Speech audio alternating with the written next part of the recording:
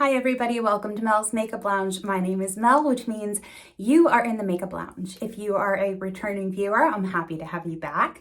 And if you're a first timer here, then welcome and I hope you stick around. Today I wanted to talk a little bit about skin prep.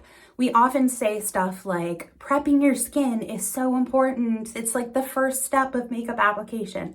But then we don't always go on to talk specifically about what that skin prep actually entails. So I thought if I was a little bit unsure about that when I first started, maybe some of you have the same questions as well. Here's the problem when it comes to talking about skincare. When I talk about skincare here, Instagram, TikTok, it doesn't matter. Inevitably, somebody shows up in my comments and says something like, well, you have good skin to start with, so what do you know? I hate that. I hate that. First of all, there is no such thing as good skin or bad skin. We all have good skin. We all have skin with specific and unique skincare needs. We have skin that has different texture, different colors. My skin needs are going to be different from your skin needs, but neither of us has better skin than anybody else. I don't know. That concept is just odd to me. It kind of reminds me of like when people will talk about like good hair versus bad hair texture. And it's like, you can say that you like a certain hair texture, but if you're going to give it the label of good hair, that inherently means that you are putting someone else's hair down. You can have a preference and be like, yeah, I like my hair to look like that. But like, don't say that's what's good and that's what's bad. It's just different. The other point that I wanted to make about my skin is my skin didn't always look like this. For many, many, many years, for many years, I had severe and almost fatal untreated drug and alcohol addiction. I'm clean and sober, have been for years now. But at the time, all of that was doing severe damage to my body, to my spirit, to my soul, to my psyche. Yeah, definitely. But also physical damage to my body. So now, since I got clean and sober, one of the things that I really focused on, because it was a huge point of embarrassment for me, shame, I guess, was I really focused on trying to clear my skin up and also my teeth. When you are drinking and drugging, your teeth also really show it. So I was always so ashamed of my face and I was so ashamed of my teeth. So I put a ton of work and continue to put in work to try and sort of get everything to a level that I'm happy with. So that being said, if you think that my skin is somehow good and so I can't talk about skincare issues, it is the way it is now because I put the work in to get it here. I can't make you transform your skin overnight, but I can show you what has been working for me. You can take this routine, you can throw it in the trash if you hate it, you can adapt it, you can do exactly what I do, whatever. It's here for you to use as a template and just make changes as you see fit to suit you and your individual skincare and skin needs. The first thing that I'm going to do is brush my teeth.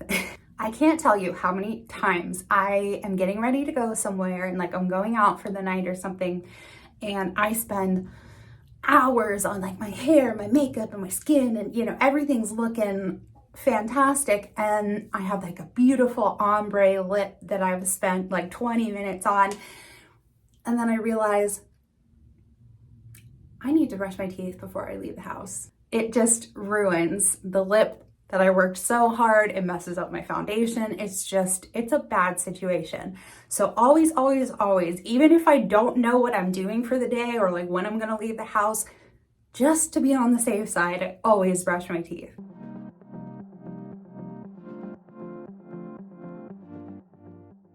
The next step in my routine is a lip scrub and a lip primer. So when I do my lip scrub, I like to apply it with a toothpick. I don't know, y'all. I had a long day yesterday. I with a Q-tip, and I used that Q-tip and spread the scrub along my lips, and this sort of acts as an exfoliator. Then immediately after that, what I do is I put on some type of either like a lip mask, lip primer, and this kind of has two purposes. One, it's gonna like seal in all that moisture and oil and good stuff from the lip scrub, and two, it's gonna keep my lips nice and ready to go for when I eventually down the line do my lipstick or, you know, whatever, my lip makeup application. This is going to ensure that everything soaks in really, really well while I'm doing the rest of my makeup, and then my lips are ready to go.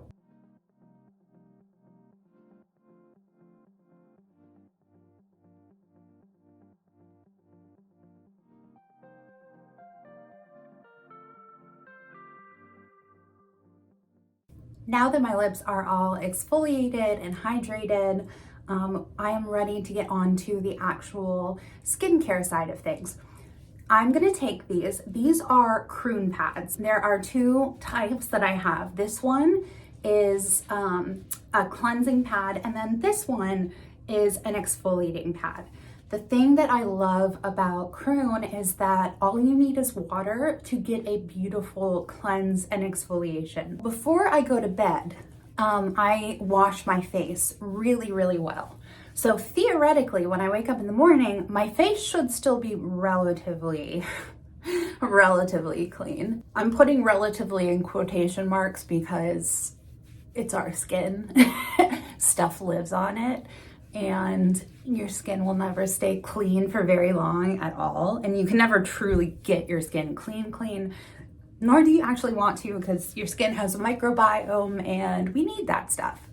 Now I'm gonna be using the exfoliating Kroon pad, and oh my goodness, I cannot tell you how, like, your skin just feels totally different.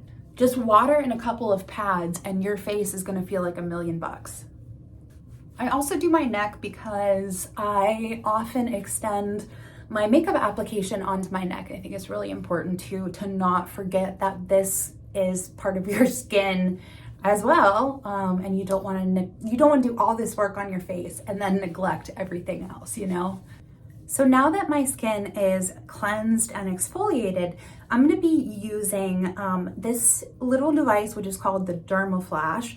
This is like a dermabrasion system. It has a very tiny little razor, I guess. And so what I do is I go over my face, and this helps remove any remaining dead skin cells that didn't get exfoliated off, all those little tiny, fine facial hairs. It just really makes my skin nice and perfect and polished and the smoothest surface you could ever imagine for your makeup application.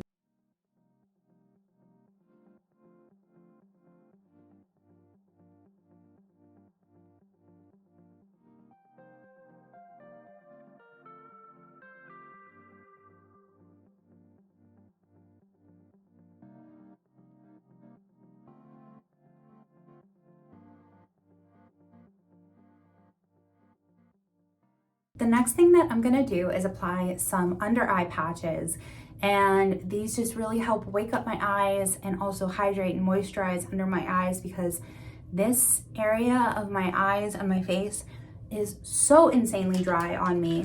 So I kind of just put the patches on while I'm doing the rest of my skincare and just sort of like let the patches work their magic while I'm doing everything else.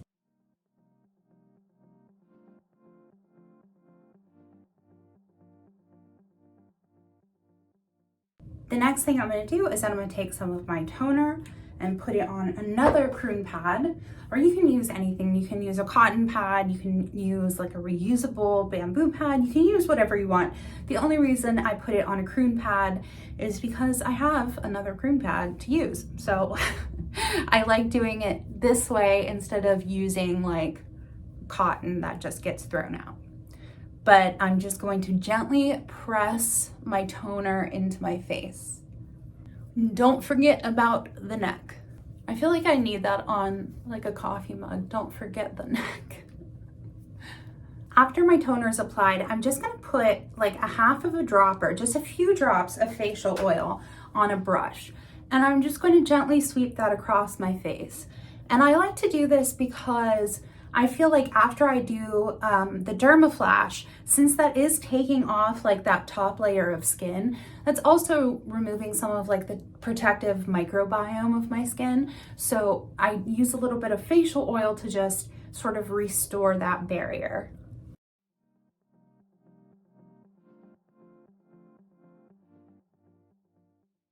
Now I'm gonna take my face serum just in my palm. I'm gonna rub it in my hands and then just press it right into my skin, focusing especially on my T-zone, the areas of my skin that are especially dry. And also I'm gonna knock my little eye patches off.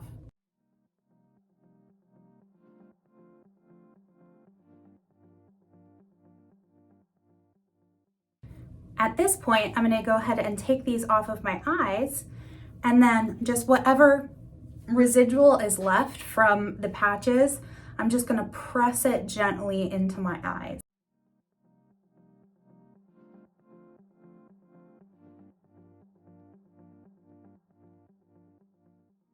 And last but not least, I'm going to take some of my facial cream, and I'm just going to apply a thin layer pretty evenly over my entire face. And then I will rub it in, but I have like a special little brush that I use for this. And the brush is not by any means necessary. Like, I've lived for 32 years of my life without using a brush to apply my moisturizer, and I did just fine.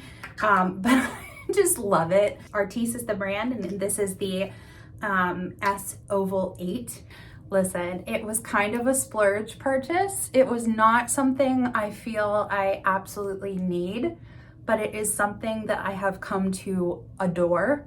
It helps me get my moisturizer so evenly distributed across my face. And frankly, it just feels like I'm getting like a little mini facial at home.